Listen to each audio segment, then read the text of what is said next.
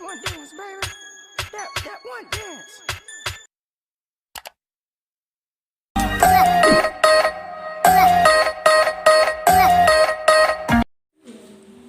Assalamualaikum warahmatullahi wabarakatuh. Waalaikumsalam warahmatullahi wabarakatuh.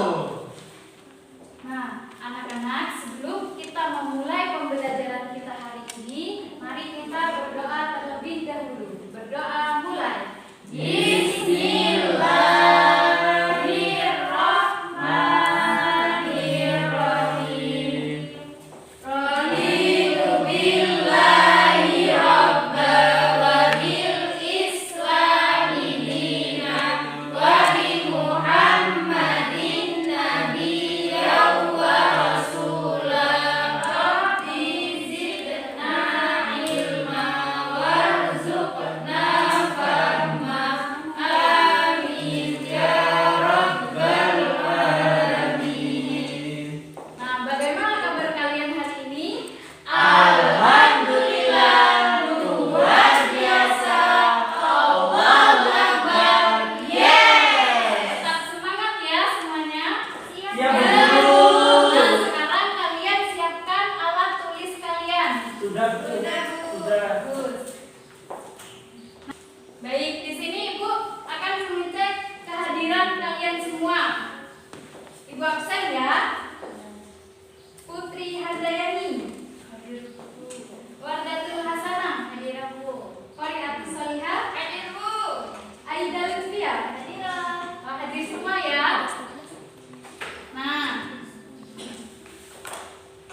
sekarang kita akan belajar tentang tema peduli terhadap makhluk hidup.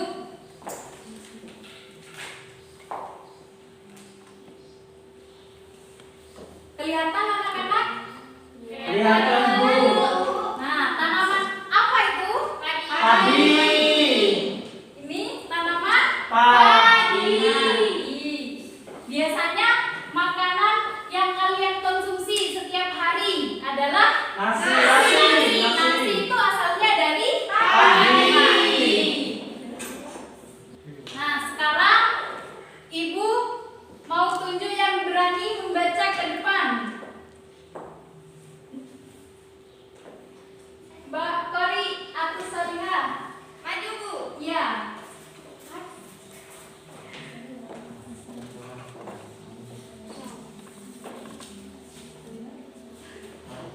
Padi adalah tanaman yang sangat penting di Indonesia.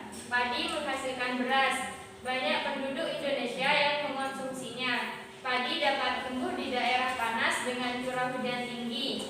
Daerah utama penghasil padi adalah Jawa Barat, Jawa Timur, Jawa Tengah, Sulawesi Selatan, dan Sumatera Utara. Karawang, Jawa Barat dikenal sebagai lumbung padi nasional. Pertumbuhan padi dibagi menjadi 3 tahap besar. Pertama-tama, benih atau biji padi dimasukkan ke dalam karung goni dan direndam 1 malam di dalam air mengalir supaya perkecambahan benih terjadi bersamaan. Selanjutnya, benih-benih ini ditanam di lahan sementara. Bibit yang telah siap dipindah tanamkan ke sawah. Biji atau benih tadi akan tumbuh berkecambah hingga muncul ke permukaan. Bakal akar dan tunas menonjol keluar, lalu batangnya memanjang. Petani juga mengairi, memberi pestisida dan pupuk pada tanaman ini. Nah, Peter, silakan duduk, Mbak Kori. Dari teks yang dibacakan teman kalian tadi, itu adalah membahas tentang tanaman padi. Nah, tanaman padi ini tanaman yang sangat penting di Indonesia. Jadi di Indonesia itu padi itu menghasilkan beras, yang beras itu menjadi makanan pokok orang Indonesia. Jadi kalau ditanya sudah makan, kalau kalian belum makan nasi pasti jawabnya belum makan. Nah, di padi itu ada 3 tahapan sebelum menjadi tumbuhan padi. Yang pertama, biji padi dimasukkan ke dalam karung goni. Tahu karung goni?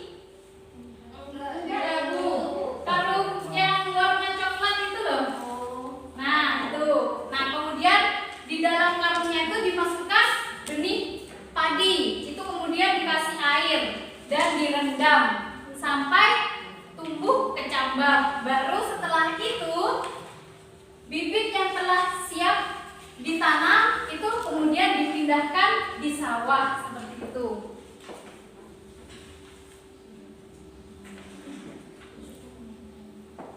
Nah, agar tanaman yang kita miliki itu sehat, kita harus merawatnya dengan baik. Nah, Ibu tanya bagaimana sih cara melestarikan lingkungan di sekitar, merawat lingkungan kita di sekitar? Tidak menebang pohon sembarangan. Tidak menebang pohon sembarangan. Terus Tidak tidak buang sampah sembarangan. Terus ada lagi Mengurangi penggunaan pestisida. mengurangi penggunaan pestisida. Benar semua ya jawabannya? Benar, Bu.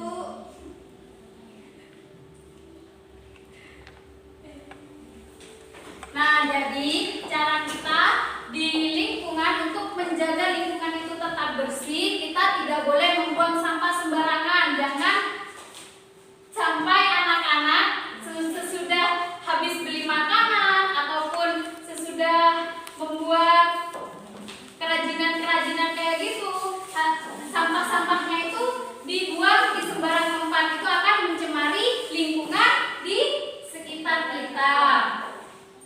Tidak merusak ekosistem alam. Jadi jangan sampai kalau kalian menebang pohon secara sembarangan. Jadi kalau kalian mau menebang pohon itu ditanami sama pohon yang baru seperti itu.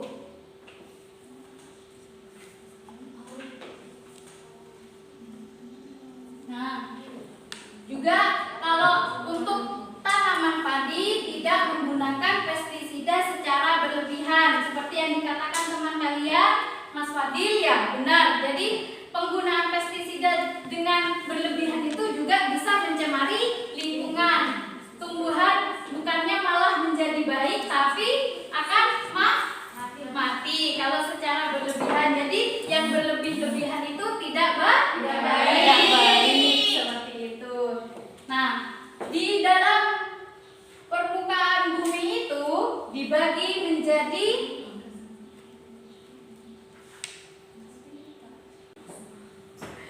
di dalam bentang alam ini dibagi menjadi 3. Ada dataran tinggi, dataran rendah, dan juga pantai. Sekarang Ibu mau tanya, kalau ini gambarnya apa? Dataran rendah.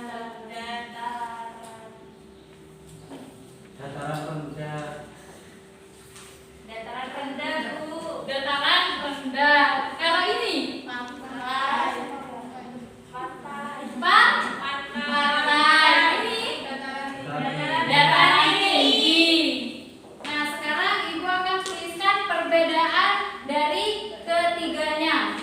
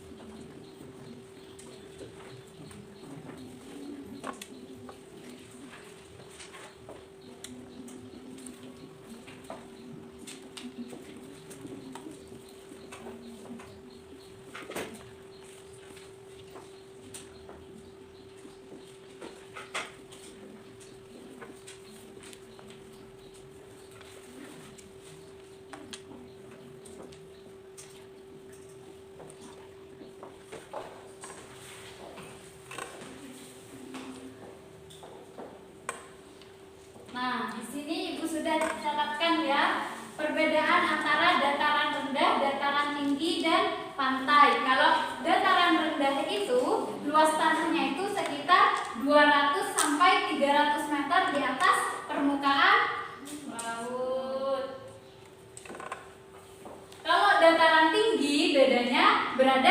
ketinggian antara 700 sampai 1000 meter di atas permukaan laut. Kalau pantai berada di dekat laut.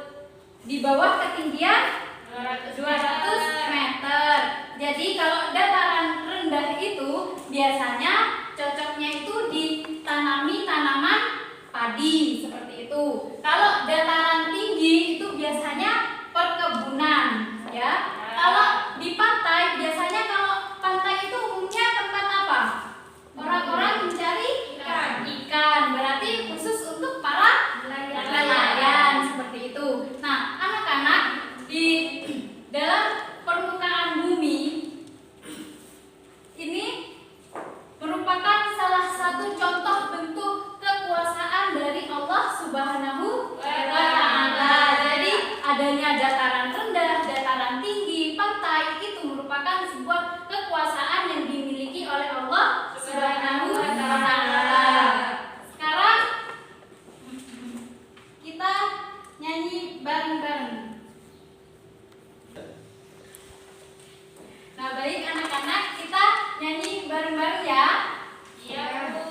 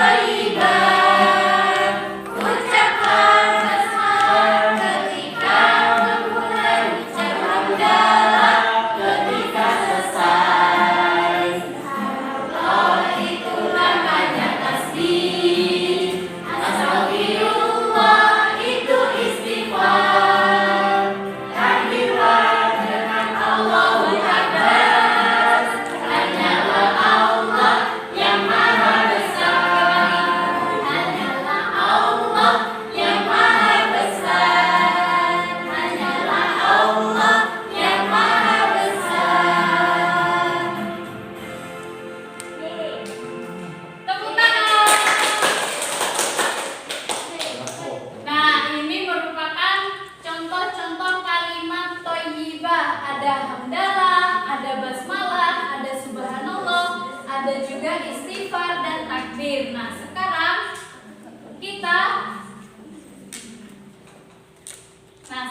kita akan belajar tentang kalimat thayyibah, yakni kalimat hauqalah. Kalimat hauqalah, la haula wala quwata illa billahil aliyil azim. Ada yang tahu artinya? Kayak saya kecuali Lain bertolas Allah yang maha jujur. Jadi kalimat hauqalah ini merupakan suatu pernyataan bahwa manusia itu tidak punya kekuatan apa-apa kecuali atas pertolongan dari Allah Subhanahu wa Ta'ala. Jadi jangan sampai kita itu memiliki sifat yang sombong, ya. Diingat bahwa la haula wala quwata illa billahil aliyil azim, bahwa tidak ada daya dan upaya dan kekuatan kecuali atas pertolongan dari Allah. Nah, dari yang kita pelajari hari ini, kita tadi sudah belajar tentang kalimat hauqalah.